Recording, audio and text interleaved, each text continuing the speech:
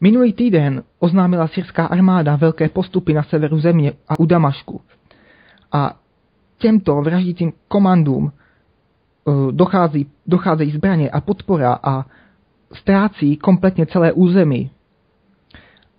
Když se vrátíme o 2 týdny zpátky, tak se objevila zpráva, že mírový velvyslanec OSN Lakhdar Brahimi rezignuje, protože nedokázal zastavit dodávky zbraní právě těm vražedným komandům, nebo spíš na obě strany konfliktu. A 24. dubna na uzavřené schůzi Rady bezpečnosti OSN Brahimi pak řekl, že by měl rezignovat, ale neudělá to a požádal Radu bezpečnosti OSN, aby uvalila zbraňové embargo na celý konflikt, vztahující se na obě strany. A poslouchejte dobře, na obě strany konfliktu. To v podstatě znamená, že se Brahimi spojil s Ruskem a Čínou a opravdu se snaží najít řešení. Podle takzvané ženevské dohody, která byla podepsána a sjednána o ní v Ženevě. A podobnou věc provedl také generální tajemník OSN Ban Ki-moon, který je v podstatě jenom jednostranný a neschopný poník. On v podstatě požádal Ligu arabských států, která vydala tu rezoluci pro vyzbrojování těch militantů, aby přestala tato vražedná komanda podporovat. A Katar, který vlastně Lize arabských států předsedá, řekl, že to nemá cenu, protože je politické řešení nedohlednu, což je v podstatě výmysl a blbost, protože syrská vláda, zvláště prezident Asad, vyzval opoziční skupiny uvnitř Syrie k vyjednávání. Když si ještě navíc vezmeme, že syrská armáda přebírá strategická místa u Damašku a v Al-Qasir, tak je pochopitelné, že vlastně Američané oznámili, že všechnu další pomoc pošlou přes vojenské velitelství syrské opozice a slíbili dalších $123 milionů ve zbraních. To znamená, že totálně šílí, že už neví, co mají dělat dál. A jejich zoufalství také potvrzuje to, že údajně našli stopy nebo důkazy o použití sarinu, o použití chemických zbraních. Jak už Obama říkal předtím, že použití chemických zbraní je pro USA konečná a změní to celý názor. A v tomto případě vlastně Američané zasáhnou. Mohu ale říct, že dnes noviny Al-Watan uvedly zprávu, že tak ve čtvrtí Berzech al-Balach v Damašku byli syrští vojáci napadeni nějakým plynem. Byli vlastně převezeni do nemocnice s podezření na otravu, že vdechli nějaký plyn. A máme vlastně důkazy, fotografie z bojišť z uplynulých měsíců, fotografie zabavených zbraní a fotografie militantů, kteří nosili plynové masky.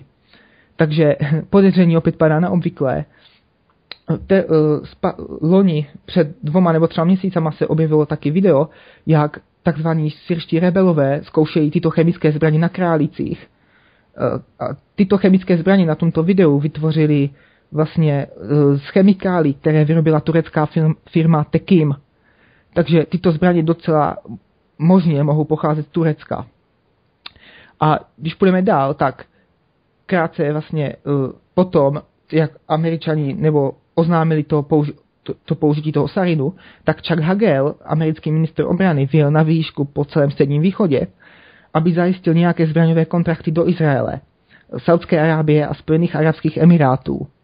A při návštěvě Jordánska oznámil, že Spojené státy posílají do země 200 vojáků, aby sklidnili násilí u syrské hranice a případně plánovali zachycení chemických zbraní. Tato zpráva je možná mylná, protože pár kilometrů od syrské hranice s Jordánskem je americká základna Al-Mafraq, kam se přestěhovali někteří vojáci, co působili v Iráku, aby tam zvlášť cvičili tato vraždící komanda v Syrii. Takže v tomto nasazení může být také něco víc.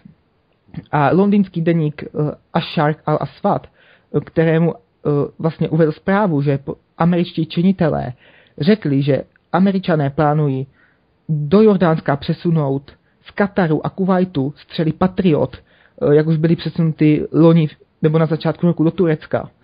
Což by vlastně znamenalo, že by obklíčili Syrii kompletně těmito střelami. Minulý měsíc také nastala schůzka mezi zástupci USA, Jordánska, Izraele a Kataru pro vytvoření týmu, aby se vlastně domluvili na vytvoření týmu, který by získal chemické zbraně syrské vlády. A Damašek se o tom dozvěděl a do Jordánska vzkázal, že pokud tyto země vyšlou týmy, aby ty chemické zbraně získali, tak Jordánsko čeká devastující odpověď. A zrovna třeba dnes dva takzvaným říkám amigové nebo američtí rottweileri, protože tito dva lidé mají v hlavě evidentně seno, Lindsey Graham a předseda amerického senátního výboru pro ozbrojené složky John McCain, se nechali slyšet, že by Spojené státy měly tato komanda podpořit řízenými střelami a patrioty a v podstatě bombardování základen syrské armády z cizího území. I když se nedokáže, že syrská vláda vlastní chemické zbraně, což je totálně šílené a úplně nebezpečné.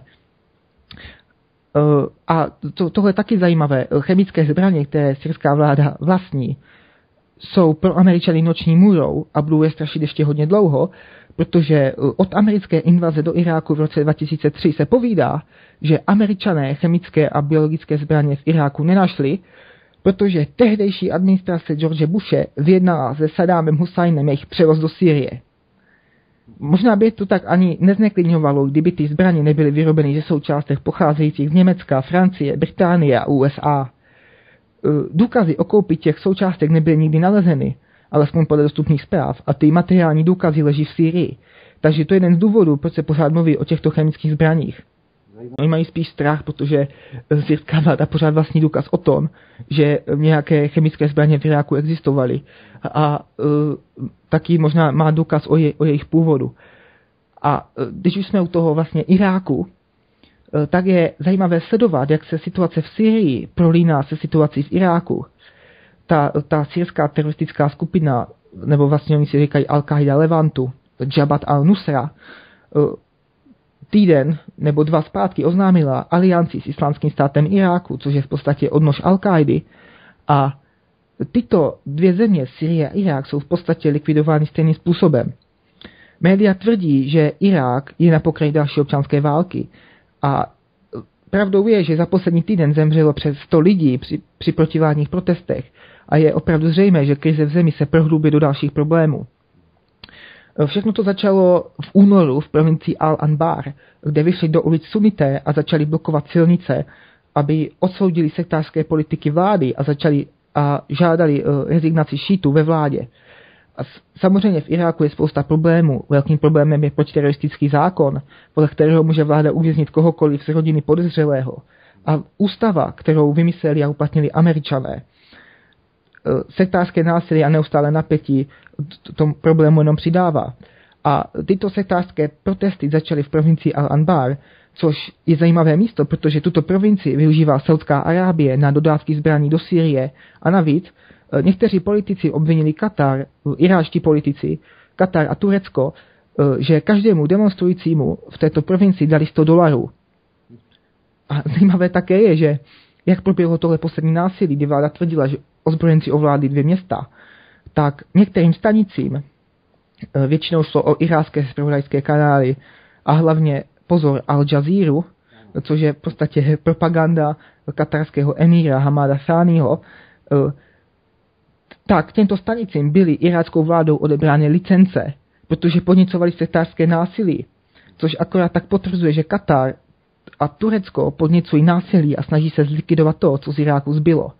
A to si myslím, že je hlavně z jeden důvodů, proč týden zpátky, proč turecká vláda se dohodla s těmi kurdskými militanty na tom, že vlastně kurdská strana pracující stáhne své bojovníky do iráckého Kurdistánu.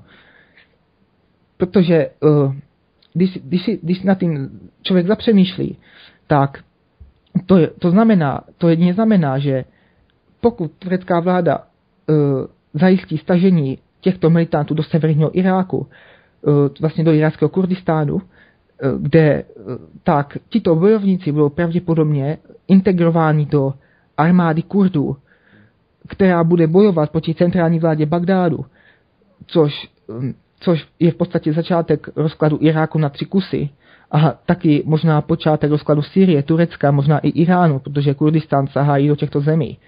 A vlastně Kurdové a centrální vláda v Bagdádu jsou prakticky, dá se říct, v napětí, kvůli se hádají vlastně o ropu a o to, kdo ukrývá vraždící komanda a kdo zabíjí koho. Takže je velice zajímavé sledovat, jak se krize v těchto zemích spojují do sebe. A možná to také značí to, že nějaké vyšší síly chtějí, aby byl celý region v plamenech.